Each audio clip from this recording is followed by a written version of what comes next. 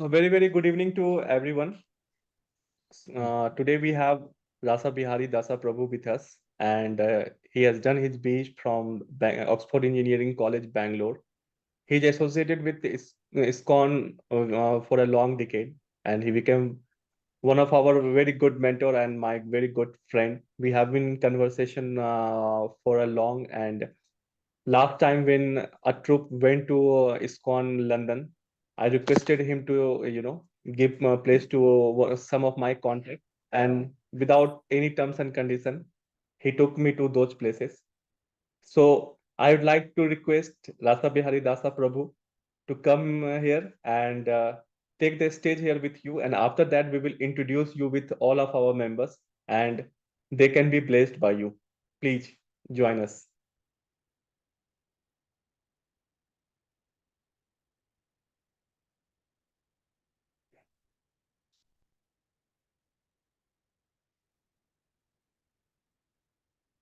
Rasa Bihari ji, are you there?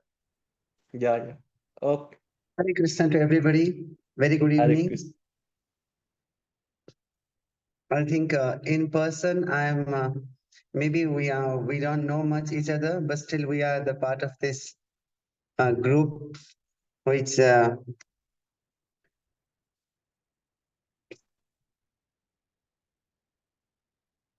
just a minute.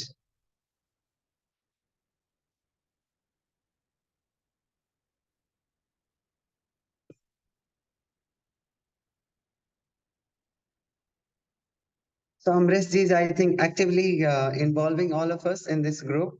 And I have been also seeing some of the posts, whatever happening in this group. And it's all blessings of Krishna, my privilege to be amongst you and maybe have some discourses and enlighten you about something very important. And we all have been dealing with this topic. But many of us, I think we don't know the clarity on this. That's why I thought, okay, why not choose this topic? So thank you so much, Amresh ji. And Hare Krishna to everybody. Hope everybody's active. Hare Krishna.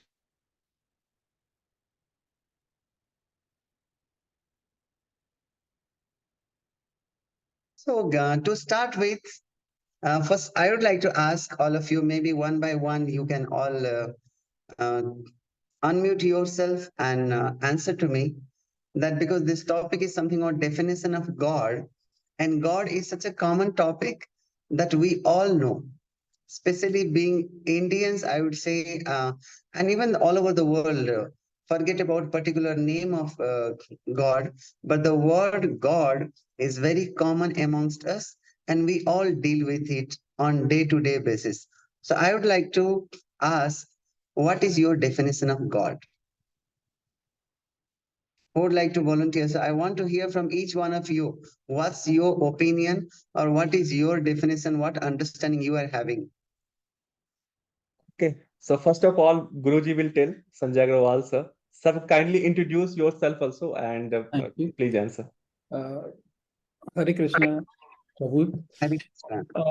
For me, what I understand, in fact, I see the concept, or this God word as an abbreviation, as an acronym for generator, operator, and destroyer. That Trinity, right? Because because since childhood, what we have heard is generator Brahma ji and operator Vishnu Bhagwan and destroyer uske maintain and destroy karne wale Shankar Bhagwan. So I believe that he is the supreme creator and operates through these three roles. So he is the God for me. Okay. Thank you. Next, who would like to say? I will say Hare Krishna. Yes, For I'm me, ready. Hare Krishna. yeah, for me, God is someone who controls the humans, a God that only take actions according to your karmas, a God is someone, if we see the Hindus, if we see especially the Hindus, we can see that God is someone that benefits the everyone. So that's a God for me.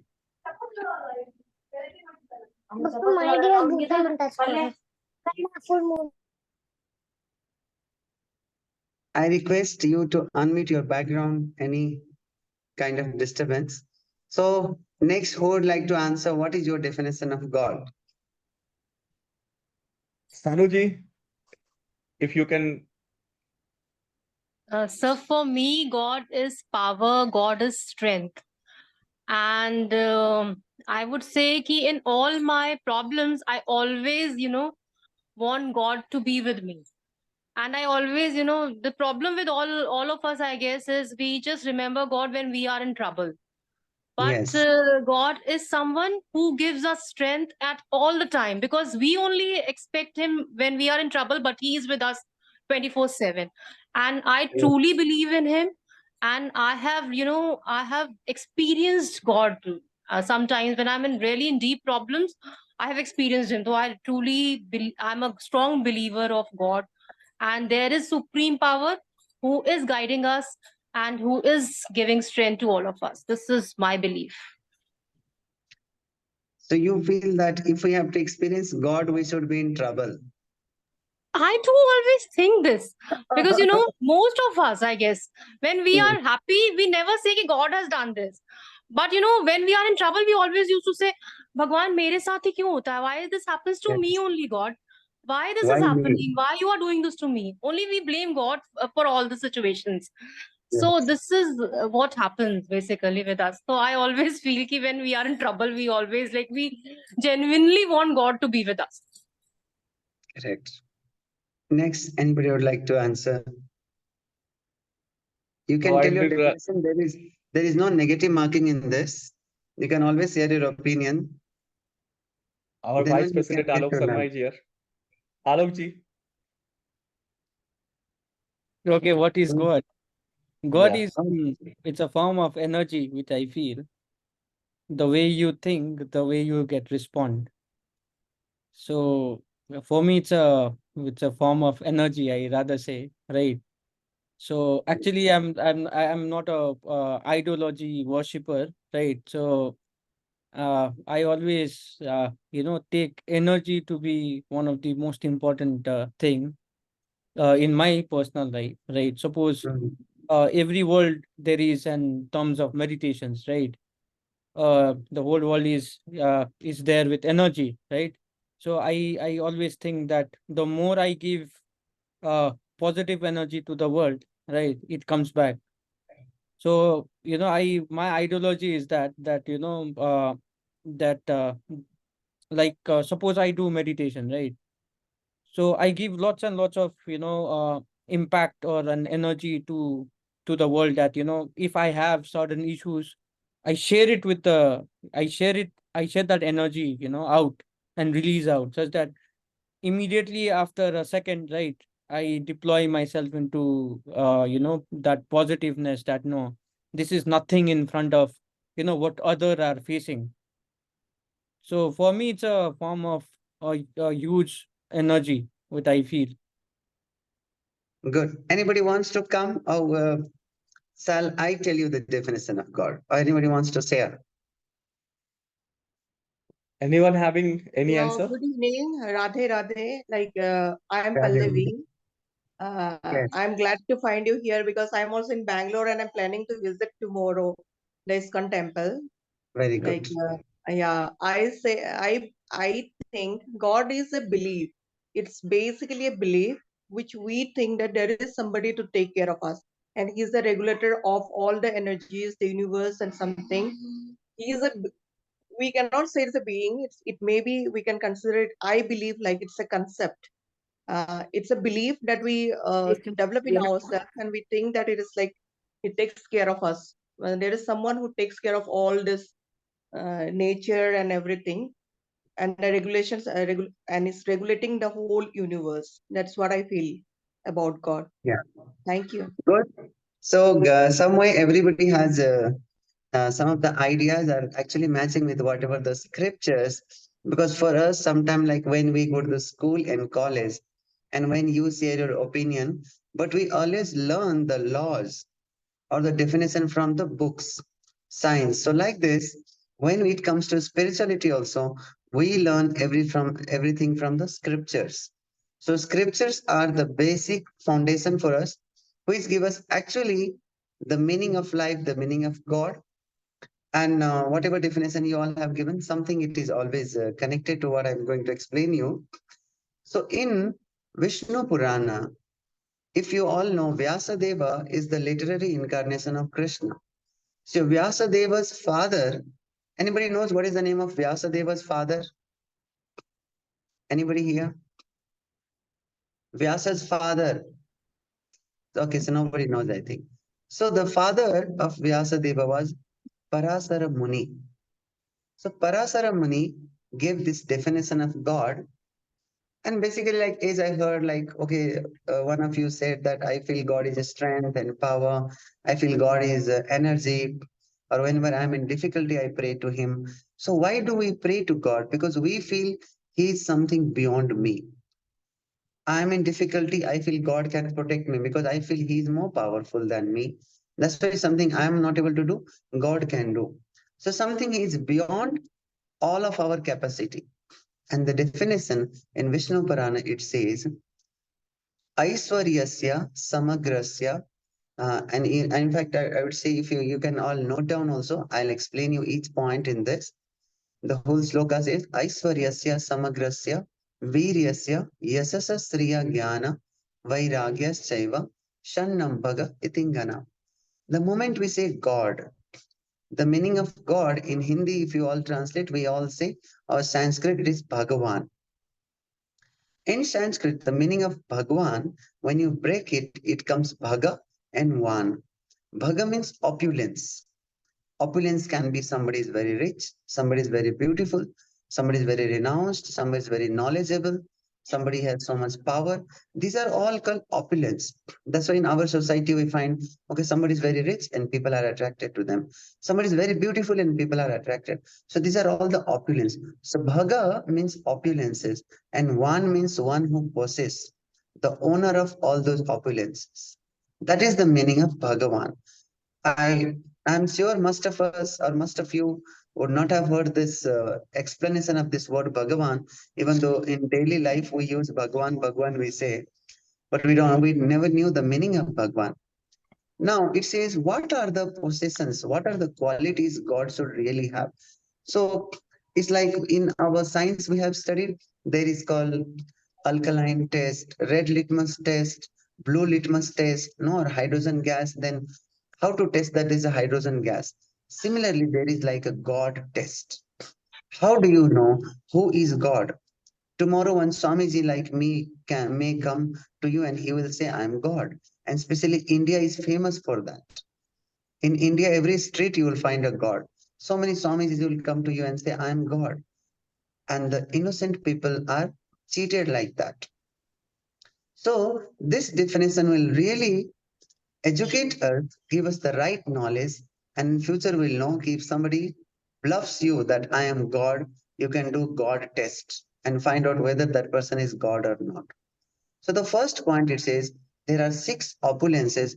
Sannam Bhaga Itingana, the last line says in this sloka.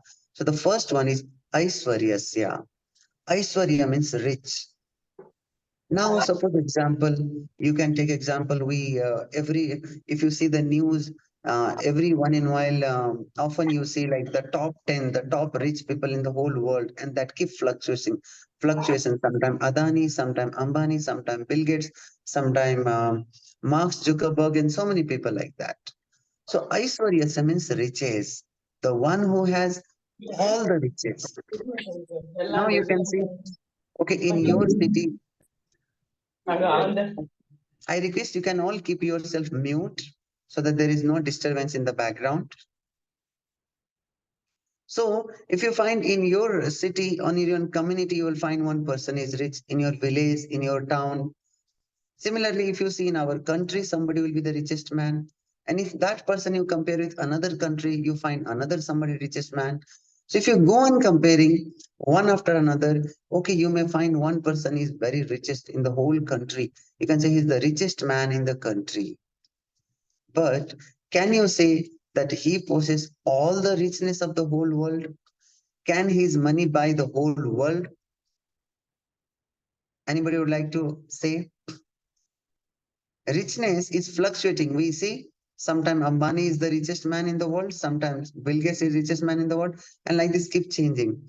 All the richness mean God should have that quality whose richness nobody can compete with him. His unlimited richness to an unlimited, to an infinite extent. And that Srimad Bhagavatam says that there was one personality who had all this richness, and that it says was Lord Krishna. When Krishna was there, he had married. Anybody can tell me how many wives Krishna had? You can unmute and answer. Again, you can Three mute. wives. Three wives. 3 wives. Okay. Anybody else? 1016. 1016. Next. 16,000. 16,000. I think around 16 or 17,000. Greetings Okay, to all. 16,000. You are almost nearing. Anybody else? 16,000 it is. Yeah, 16,001. 16,001. Okay, so somebody says 16,001. And 16,000. one was most important, looks like. So it is 16,108. So Srimad Bhagavatam, it explains about all those points, how Krishna got. So this is one of the opulences, Aishwaryasya. He was so rich. Generally, if you see like these days in our current scenario, if a person has even 2 wives, he has a great struggle in life. Maintaining one wife itself is not easy. Those who are husbands here, they know better than me because I am a Swamiji. So just imagine Krishna had 16,108 wives. And do you think Krishna would have kept them all in one apartment? And one night Krishna goes to one wife and another remaining 16,107 are waiting. Okay, when will my turn come? No. Krishna expanded himself in 16,108 forms, all identical. So every wife had their husband Krishna, and all those wives were feeling that Krishna is only with me, exclusively Krishna is with me. But Krishna was simultaneously with each and every wife. And the Srimad Bhagavatam also explains, you all have heard Dwarka. In the Dwarka city, Krishna was Dwarkadhish. He was the Isha, means the master, the Lord, and he was the master in Dwarka. He was the king there. He was ruling over Dwarka kingdom. And the Srimad Bhagavatam explains the palace what Krishna had built for every queen. 16,108, all the queens was massive palace of a golden, valuable jewels, pearls, diamond.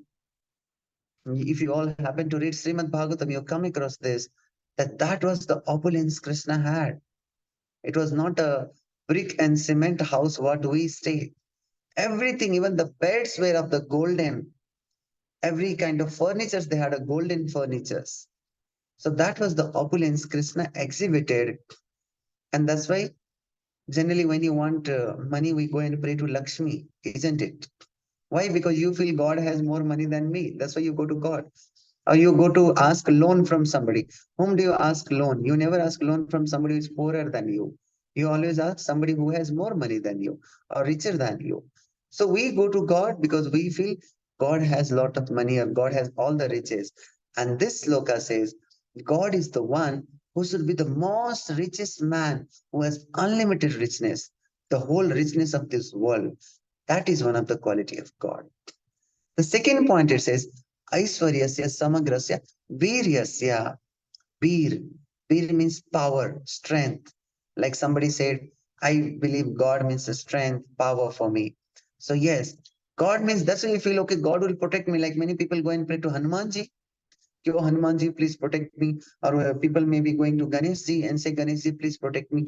Because we feel God is very powerful and he can protect me in all the dangers, in all the aspect. I pray to God and he's there to protect. If you know Lord Narasimha, one of the incarnation of Krishna, Narasimha was so powerful. It says in Sri Brahma Samhita that Lord Narasimha gives power to Lord Ganesha. It says, Yadpada Pallava Yugam Binidhaya Kumbha Dvandvi Pranama Samaye Saganadhi Rajaha Vignan Bihantu Malamasya Jagatrayasya Govindamadi Purusham Tamaham Bhajami. So Lord Brahma is praying to Krishna, Govinda. Govinda was the Supreme Lord Krishna himself. And Brahma is explaining in Brahma Samhita, Yat Pada Pallava Yugam Vinidhaya Kumbha. If you know, and Dvandve Pranama Samaye sa Ganadhi Raja. Ganadhi Raja is Lord Ganesha. And Ganesha has got the tusk. If you know, he has got a trunk and the tusk like elephant. And on that, Lord Narasimha is giving him the power. That's why Narasimha is called as the ultimate Vigna Vinasa, one who removes our obstacles, all the difficulties. And down the line, we also say Ganesha is also known as Vigna Vinasa. Correct? So Lord makes me feel he is the most powerful. And just imagine when Lord Krishna was there on this earthly planet. Krishna was a small baby. How many of you know the Putana story here? You would have heard about Putana, a great demoness, big demon. Putana was sister of Kamsa. When Kamsa wanted to kill Putana, Krishna sent Putana. The Kamsa sent Putana to kill Krishna. And Putana poisoned her breast milk. Putana was such a powerful Rakshasi, a demoness, that even a snake bites her, she will not die. So she poisoned her breast milk, because generally, a small baby, the mother does breastfeeding to the child. And Putana went as a beautiful heavenly angel, because Putana could transform herself. They say that Ikshadhari, these demons can change their form, whatever form they like. So Putana converted herself in a beautiful heavenly angel. And she went to Nanda Maharaj in Vrindavan, and Putana said, I have come all the way from heaven to bless your child Krishna. And by drinking my heavenly milk, my special milk, which is like a nectar, your child will become immortal. And Yasoda and Nanda thought, oh, it's such a great blessings for my child. Why not I allow Putana to do breastfeeding for my child? And because Putana was a great demon, when Putana did breastfeeding to Krishna, Krishna was a small baby in the lap of Mother Yashoda. And they say when Krishna started sucking the breast of Putana, along with sucking the milk, Krishna sucked the life air of Putana, that's called prana. And on the spot, and Putana started screaming and crying, please leave me, because Putana was suffocating, because her life air Krishna was pulling. And finally, Putana was dead. So Krishna, God is not something like a qualification, that when you grow up, you become a God. When you are 5 years old, you are not a God. When you become 25 years old, you become a God. No. God is God by his birth. He's always God. Whether God is a small baby, when God is a grown up, he's always God.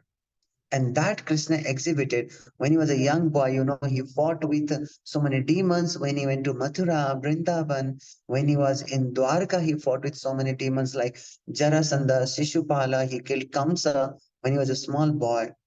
So that was the greatness, that Krishna was so powerful that he killed demons from his childhood days. Not that when he was grown up and then he got, like sometime when we are a small baby, we have no power. And when we grow up, we become powerful. No, God is always powerful. And that is called Viryasya, the power. So the first one is, anybody can tell me what are the two I have explained? Who can tell me what are the two qualities I have explained as of now? Opulence and power. Hare and power. Opulence. Everything is opulence. Richness. Yes, the first is richness. And the second one is Power. Almighty power. Yes. So 2. Now the third one is Aiswaryasya Samagrasya Viryasya Yasasaha. Yasasa in Sanskrit, the English word is called fame, name. Somebody is very famous. Now we hear in the newspaper sometimes, oh, somebody is so famous, and people want to go and meet him, no, shake his hand or take selfie with him. But just imagine who can be the ultimate famous in the whole world. Somebody is famous in India, correct? Like you watch some Bollywood or whatever, we may watch South Indian movies, but our hero may not be famous everywhere.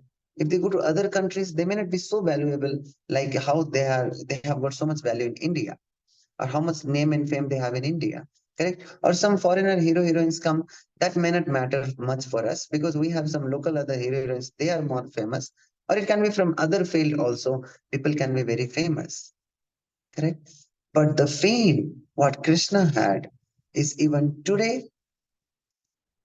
What is the name and fame of Krishna? Krishna is famous through Bhagavad Gita all over the world. There is nobody who doesn't know Krishna. Krishna was so famous in his time also when he was in earthly planet that everybody knew about Krishna. And Krishna is so famous today, everybody knows Bhagavad Gita. And the moment you talk about Bhagavad Gita, it is the song of Bhagavan. It's called Bhagavad Gita.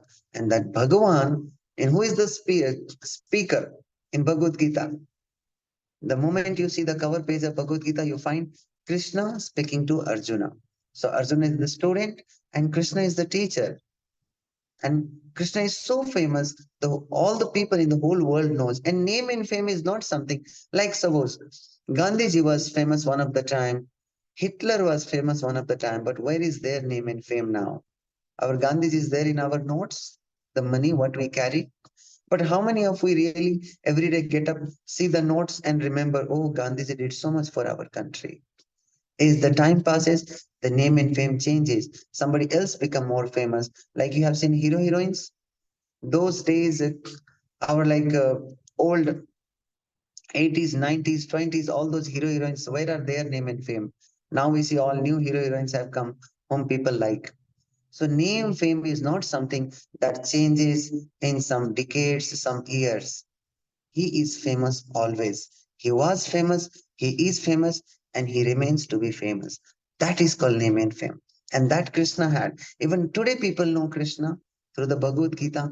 You go and search in every country's library and you find Bhagavad Gita there. So that is Yasasaha. The fourth point is Sriyaha. Sriya means beauty. Now, can you tell me who is the most beautiful in the whole world? We hear sometimes Miss National, what do you call Miss World, people get, or somebody maybe Miss Estate, Miss Nation, Miss Country, whatever. But after some years, somebody else become Miss or Mister, isn't it? But Yes. you see the beauty of Krishna.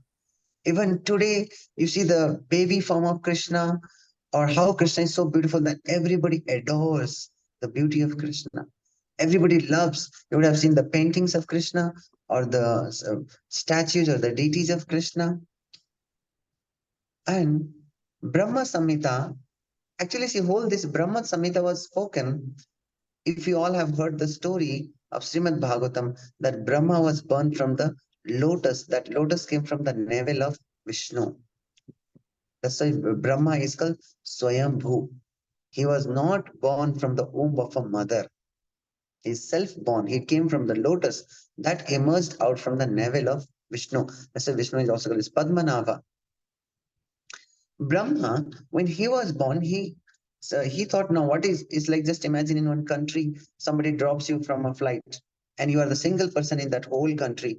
What do? You don't know where to go. What should I do? You don't have any people. You don't know what is your now duty there. So Brahma was born, but Brahma didn't know what I have to do. So Brahma went in the bank of that milk ocean, Svetadipa, and Brahma started praying to Vishnu. And Srimad Bhagavatam says, Tene Brahma Hridaya Adi Kavaye, that the knowledge was transferred to the heart of Brahma. And that is when Brahma wrote Brahma Samhita. The scripture was written. And there Brahma explains what is the feature of Govinda, the Krishna whom we worship. What is his feature? And he says, Advaitam Achyutam Anadim Ananta Rupam Adyam Purana Purusam Navayovanam Cha Vede Sudurlabha Madurlabhamatma Bhakto Govindam Adi Purusham Tamaham Bhajami. He's saying Govindam Adi Purusham. He is the original Purusha, the original personality who was not born from anybody, who never, he was not created by anybody. Adi Purusham Tamaham Bhajami. I pray unto him. I worship him. And it says Advaitam. He is not two. God is not two. Then there will be competition whether this is God or that is God. This is Advaitam. No Dvaita. He's Advaita. He's one. And what is his features? Advaitam Achyutam. He's very clean, infallible. Nobody can defeat him. He's very spotless. Advaitam Achyutam Anadim Anantarupam. He's Anadi. It is not that 10 years back he became God. No, like some people you meet and he was born from the womb of a mother like a normal birth, what we all take. He also get some disease. He also becomes old. Then what kind of God is that? God is not affected by this nature's law. So, Advaitam, Achyutam, Anadim, Anantarupam. He's Anadi. There is no creation for God. Nobody creates God. The moment you create me, then you are God. I am not. Correct? So Anadim, there is no beginning to God. He is beginningless. He is endless. Anadim, Anantarupam, he has unlimited forms. That's why we all hear, we say like in Hinduism, there are 33 crore devatas. He has unlimited forms. Krishna, Varaha, no, Matsya, Kurma, so many avatars. All are the forms of that one God. That's why Anantarupam. Adyam Purana Purusam Navayovanamcha. Adyam, because he is from the beginning, he is Purana Purusham. Purana means what? Old. Purana, Purusham. He's the Purusha, he's a personality. That's why many times people say, I don't believe whether God is a person. Like somebody said, I believe in an energy. But the moment there is an energy, there is an energetic. The one who possesses that energy. If energy is existing, there should be some source from where the energy is coming. Energy cannot come from without any source. There is a source of energy. So if there is an energetic energy, there is an energetic. Bala, then there is a balwan. Sakti hai to Saktiman hai. So Sakti comes from Saktiman, the one who is the owner of that Sakti, the energy, the power, the force. So it says Anadim Anantarup Adyam Purana Purusham. He is the from beginning, so he's a very Purana Purusha, the very oldest personality. Then you will be thinking how old he should be, no? Is it the oldest? Like we see our grandparents or great grandparents, how old they look. Very old, hunchback, or no, they can't even walk straight, white hairs, all crumbles on the face. But he says, Adyam Purana Purusam, even though he's the oldest personality, Navayovanam cha. He's Navayovana, always fresh youth. When you see Krishna, you have never seen an old Krishna with a mustache, beard, old man. He's Navayovana, always youth, beautiful. He's so attractive to all the gopis. And the beauty of Krishna was, when Krishna was in Vrindavan, they say every gopis, not only young girls, even the elderly women, elderly men, even the cows, the buffaloes, the animals, the creepers, the trees, plants, everybody was attracted to Krishna. That was the beauty of Krishna. They said, Jnana, Sriya, Yasasa Sriya. The next point is Jnana, knowledge. The kind of knowledge Krishna had is that today even people are trying to explore this Bhagavad Gita. It's not that ISKCON has brought Bhagavad Gita into picture. Bhagavad Gita is existing even before the creation of ISKCON. Correct? And everybody is trying to understand Bhagavad Gita, but still they are not able to understand the whole Bhagavad Gita. Because immense knowledge, it is said all your problems have single point solution, and that is Bhagavad Gita. There is no any question, any damn question can be answered in Bhagavad Gita. You come up with a question, and I'm there to answer you. So Bhagavad Gita is that great scripture. It has got answer for everything. And who is the speaker of Bhagavad Gita? That Lord Krishna. So Jnana, the kind of knowledge Krishna had, just imagine the whole world can utilize the knowledge of Bhagavad Gita, but still there is a treasure house of knowledge. Bhagavad Gita is appreciated even till today. If you see, Krishna came on this earthly planet 5,500 years back. Can you tell me any one old book which is even today people are reading with same importance what we read Bhagavad Gita? Any book which is 5,000 years back old? Anybody can answer here? 5,000 years old book, which people are even reading today with so much importance what we are reading Bhagavad Gita. Anybody has come across such book? I think Upanishads are there. Vedas and Upanishads are there. Yeah, but those are the scriptures written by the Lord. Any book like we have heard so many historians, big histories we have read. Like No. like Ramayana. Yes, so these are our scriptures. Yeah, okay. So these scriptures have that value. When I say Bhagavad Gita, all our scriptures, Ramayana, Mahabharata, all Upanishads, Vedas, these all have value even today. And these were written all long back, thousands of years back. So there is a jnana, the knowledge Krishna had. They said in Srimad Bhagavatam, when you read the kind of knowledge Krishna had, and he spoke to so many great sages, even till today people are trying to understand those scriptures. Jnana. Just imagine now, can you all, anybody summarize me all the 5 points what I have told by now?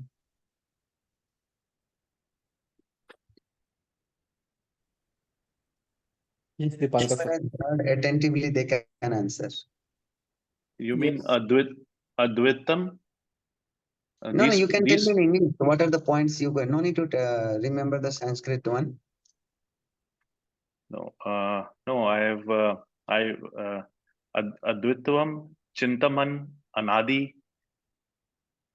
Achha, no, those are the qualities I told from Brahma Samhita. The 6 qualities what we are talking is Aiswaryasya. One is the richness. Okay. Then Samagrasya, Biryasya, the power. Richness, power, famous. Then Sriya. Sriya is beauty.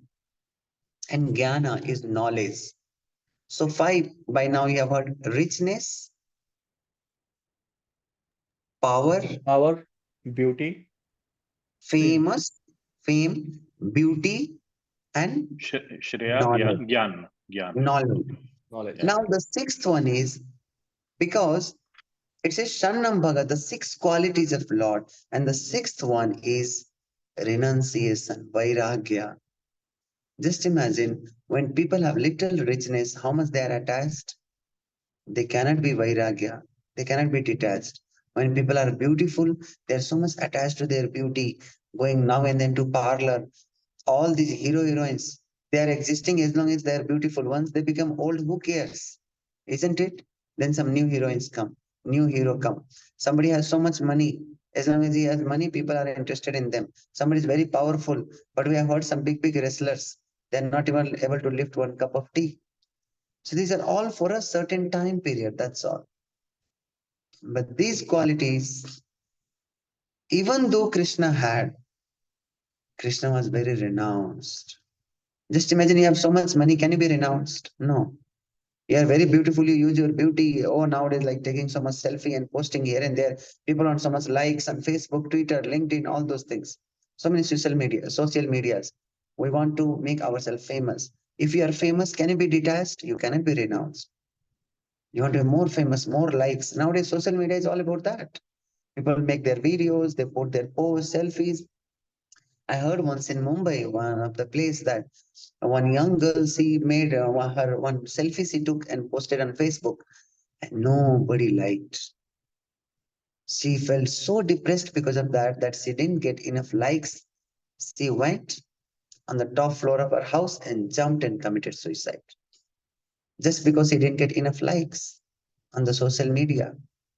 So we cannot be detached from all these things. Somebody is very knowledgeable, they want to write so many books, and they see how many people are reading my books, how much sale is happening in the market. So attached to all these things. But Krishna, even though he had all these qualities, on top of that, he was so renounced. Just imagine in Mahabharata war, when everybody was fighting, Krishna gave that credit to Arjuna. Actually, you know who is the hero of Mahabharata? Krishna is the hero. Because of him, Pandavas could win the whole battle. But Krishna made Arjuna as the hero of Mahabharata. See, you and me, can we give such credit? People generally like when you have seen sometime like in your society when people progress, then how people say, oh, mere karan se hua, maine usko support kiya. I only supported him. I only gave some reference. When he was a small child, I used to educate him. I gave some support. All that we want to take the credit. See, when Modi ji became prime minister, many of his people would take credit. No, oh, pehle chai wala tha, or I used to support him. I used to give him food. I used to educate him. All such things. Like in society also, people sometimes they do charity and somebody become a good engineer, doctor. People want to boost themselves because of my support. They become like this. We want the credit, but Krishna didn't take any credit. Zero credit he took. That is called renunciation. When Krishna was in Vrindavan, he had such a loving gopis.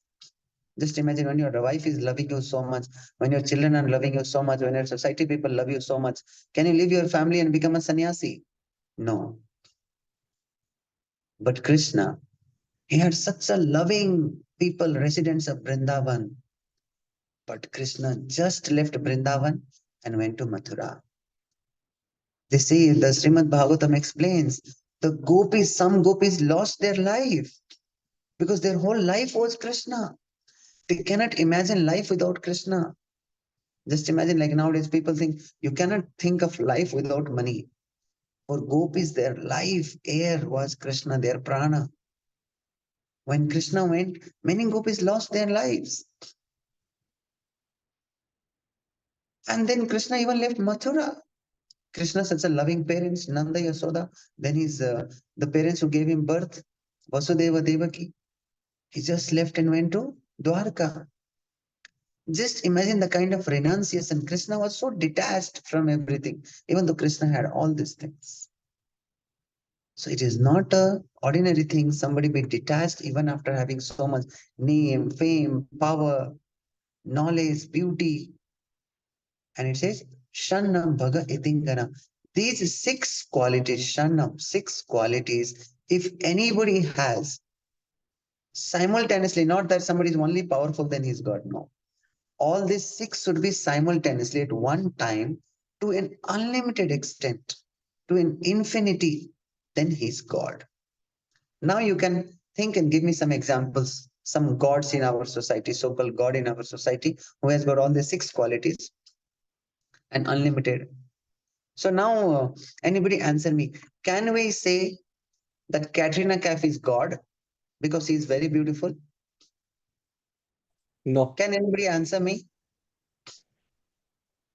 no, she didn't. Because he is beautiful. Beauty is for a certain time period. Yes, because her beauty is just for certain time period. After some years, who will care?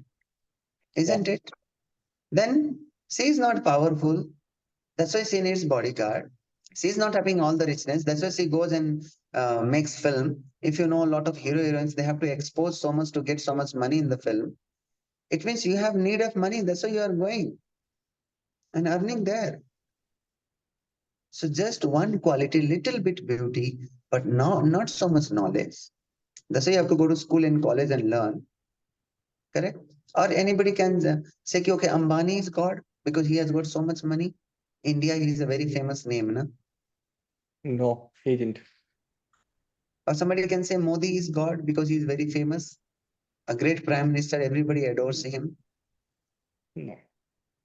Many times what happens, lot of Swamijis approach us and they'll say, I am God, and people get cheated. You should know if he is God, Sometimes like Swamiji will come, you have seen so many people, they show magic to you. See, this is a very important thing we all should know. Most of us, we are never trained in these things and we get cheated. Sometimes when some people come and they show magic, from ash they can make gold. We say, then you go to your home and make so many gold. No, why you have to beg from people? You come in the public place, you show some magic and say, I'm God. Sometimes Swamiji will come and say, give some mantra to you and say, give some money. If you are God, then you can make your own money. Why you want to take money from public, poor people? So we should know God is not in need of anybody. God is Atma Rama. He's self-sufficient. He's not dependent on anybody. God should be, if God is dependent on you and me, then how is God? Correct? So what kind of picture when you think of God, like anytime danger comes, you think, oh God, please save us. Because you feel he can save you. You are drowning in an ocean and you pray to God. Who can go and save you from the ocean? See, if somebody is drowning in ocean, can somebody swim and go and save you? No. Somebody can come from the sky with a helicopter and pick you up. So only God can do that. So this is the definition of God. So the whole thing today, the lesson I want to teach you according to this definition what Parasara Muni gives in Vishnu Purana, that you should all be very educated, and especially in India, you find so many gods. Every street you will find somebody become God. Every city, we keep hearing news now. Some big Swamiji has become God. But no, he may be a great Swamiji, fine. He can be a devotee of God, but not God. God means he should have all these 6 qualities simultaneously to unlimited extent, then he's God. And Krishna exhibited that when he was on this earthly planet. And we accept him as the Supreme Lord. Now, I leave it to all of you. Anybody has any questions, clarification, you can ask me. Guruji, I have to ask one question. Yes, There is please. one slok in Gita, Karmanyavadhika raste ma phaleshu kadachana ma karm phal hetu gurmate sangost karmani. Many Yes. people used to say that, when we do our karma, we should think about the result. I had a discussion with one of the famous author of India. He said that it is impossible that you keep on doing karma and you will not expect the result. It is, useless. What I answered him, I had a very soft answer for him. I said that there's a very hidden message in that, slok. Lord Krishna is there that I am with you. That is the only thing that slok speaks, that I am with you. You don't need to worry about anything. If you are working in a positive way, you will get the positive things. You will, if you're working in a negative way, you will get the negative things. So I want more elaboration from you. Yes. So see, first of all, we should know any book we study. Yeah, in fact, this is a very famous sloka. Generally, even when I meet people, they quote that Swamiji, work is worship. God said, Karmani Avadhikarasya. This one, 2 words everybody knows. Karmani Avadhikarasya. Even not this whole sloka. They will say, God said, work is worship. You have to work. And when I work, I have to expect for the result on that thing. But you should know, Bhagavad Gita has got 18 chapters. And how many slokas Bhagavad Gita has? Anybody can answer me? 700. Huh? Can you come back again? 700. Yes. 700. 700. So Bhagavad Gita has got 18 chapters and 700 slokas. And this sloka is in 2nd chapter, 47th sloka. So there are much more chapters further to read. And in any book, as you study, the chapter becomes, as you grow further, you go further the chapters become more tougher and tougher, and those chapters give you much higher knowledge. So you should know Bhagavad Gita is not ending in 2nd chapter. Krishna had spoken so many things in the other chapters, which people never talk. They just talk about this one line, one sloka. And when Krishna is saying karmanya evadikaraste, adhikara means your right. Doing work is your right. Doing your duty is your right. Correct? Karmanya evadikaraste, ma phaleshu kadachana, but never expect for the result. Ma karma phala heturbhur, ma to sangosta karmani. He says, don't expect for the result, but whatever result comes to you, that you offer to me. Now, Sometimes people say, okay, I do the work and I get the result. That is where in the 18th chapter, the final chapter, that's why see, this is all very well connected. Every chapter, you have to understand chapter wise. See, this Bhagavad Gita is very scientific way Krishna has spoken. One after another chapter is very interconnected. It's not disconnected. One chapter you read and you understand Bhagavad Gita. Why there is the name of this third chapter like this? The chapter names is a scientific. So chapter was spoken in sequence. So Krishna is giving knowledge in a sequence. And in the 18th chapter, Krishna says there are 8 factors to success. Maybe in future, sometime we get to discuss. I'll explain you in detail. But in 8 factors of success, Krishna says one is karta, adhisthanam tatha karta. Adhisthanam, the place of action. The place of action. Karta, the person who is the doer. Then your endeavor, your effort. That is one of the factors. Then the instrument of action, the instrument what you use for that work, that is one factor. So you have the field of action where you do the work, the endeavor, the doer, the instrument, and even the ambience should be favorable to you. And finally is Daiva, the Lord. Now one beautiful example, Srila Prabhupada, the founder of ISKCON, he gives. Suppose there is a farmer. Farmer is karta, he is the doer. Adhisthanam, his place of work is his field, his land where he does the cultivation. The instrument what he uses is the tool plowing the field. Khet khanne ke liye that they use that tool, right? So he has the good tool, correct? He has got the best of the seeds that he puts in the soil. His soil is very fertile, very good soil, but he doesn't get the crop. If there is no rain, will he get the crop? Can anybody answer? No. So rain, who can create it? Anybody or anybody's father can create rain? Only the cosmic. Yes, scientists have been trying so much, but that's why you see, nature is not in our control. That's why people are suffering the wrath of the nature. And it's a lot of things. Is one session is not just enough. So there Krishna says, the ultimate is Daiva. You would have done all your best. You go to the exam, you have studied well, your pen is very nice, your paper is very good, your exam hall is very peaceful. But many times, when you sit for the exam and you say, Ayo, yaar, bhul gaya, you forgot. That is not in your control. And Krishna says in Bhagavad Gita, Sarvasya chaham mridi sannivisto matta smritir jnanam apohanam cha. He says, Sarvasya chaham Riddhi Sannivisto. I stay in the heart. Riddhi Sannivisto, all the living entities. Mattaha, from me comes Mattaha Smritir Jnanam Apohanam cha. Smriti, the remembrance. Jnanam, the knowledge. Apohanam, the forgetfulness. So you forget, that is also because of the Lord in your heart.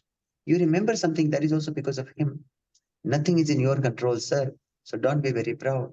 So this sloka actually says you can do the effort, but you cannot say that I deserve the result. There are many poor people, laborers, they are working hard day and night every day, but so many years they are still poor. Correct? I remember the recent one of the family. They have 2 children. They have one son and one daughter. And they had done the operation. After, because they don't want children further. They have done the operation, the surgery, everything. And after some years, his wife became again pregnant. The husband was shocked. The wife is shocked because they didn't want, now the children have grown up. They didn't want to become father and mother again for the new child. But how the baby came? Both husband and wife were shocked. So God has no rules. Nobody can stop him. He's beyond the law. He is the creator of the law. Like king was considered above the law. He's above the law. He is the creator of the law, lawmaker. So that sloka in Bhagavad Gita, it explains, you can do your duty, but result is not in your hand. So why do you expect for result and become morose and sad in life? Just do your duty. Result comes or not, just do. But if you do your duty, dutifully, sincerely, result will definitely come. But don't be attached to the result. Krishna is saying, don't be attached. Result will come. But the moment you become attached to the result, that is why we suffer. You get disappointed because you didn't get the enough result, because you get into expectation and all that. So Krishna says, duty is your right, but result is not in your right. Result in his hand. Like you can do some good, you write good in the exam, many times, but you get less marks. How? You wrote very good in exam. Sometimes people do the rechecking also of the papers, but still they get less mark. What happened? So you can just do your duty, but result is not in your hand. That Lord will decide what result you have to get. Anything next question? Now we are about to close. One more question I'll take.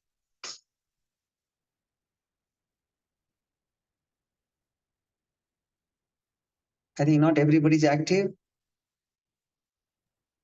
It's active. Oh, sir, everybody is, I'm sure, active, but the session was so mesmerizing that it's still absorbing.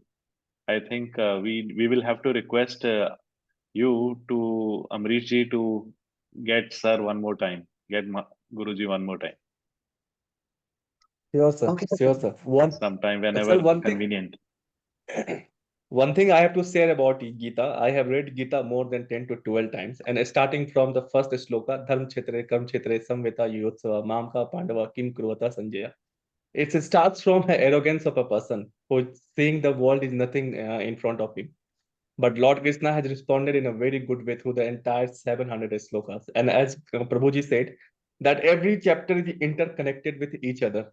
When you start from the first sloka, Dharm Kshetra, Karm Kshetra, when you come to the end of the chapter, you will see that Lord Krishna has made Arjun believe that you are everything. You are everything, but everything is dependent on me. I am the decision maker. And if you are with me, if you trust me, nothing will happen to you. Because if we see the happening with the Arjuna, Arjuna was a very ordinary, I should not say ordinary warrior, but he was not as compared to the Karna. But as he had a very powerful mentor, Lord Krishna, he became one of the most powerful warrior of the world. And that's Lord Krishna for all of us. So in this Kali Yuga, it says we can all connect with Krishna and you can all become dear to Krishna by a very simple way. And it says, Kali Kale Nama Rupe Krishna Avatara. In this Kali Yuga, Krishna has come as Nama Rupa. And the best way to remember Krishna, get his qualities in us, to become closer. Just imagine if you have Krishna with you, like Arjuna, as he said, Arjuna was great. Arjuna was famous. Arjuna could defeat everybody only because Krishna was beside him. If Krishna was not, it happens in the same thing when Arjuna had gone to Dwarka, when Krishna had disappeared by then. Arjuna had gone to Dwarka and Arjuna was defeated by the local villagers.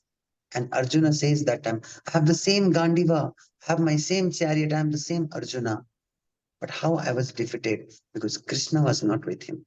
And if you all want to keep Krishna, I'm sure you all want to have Krishna with you. If you want to keep Krishna with you always, then the best way to remember him is Hare Krishna, Krishna Krishna, Hare Hare, Hare Rama, Rama Rama, Hare Hare.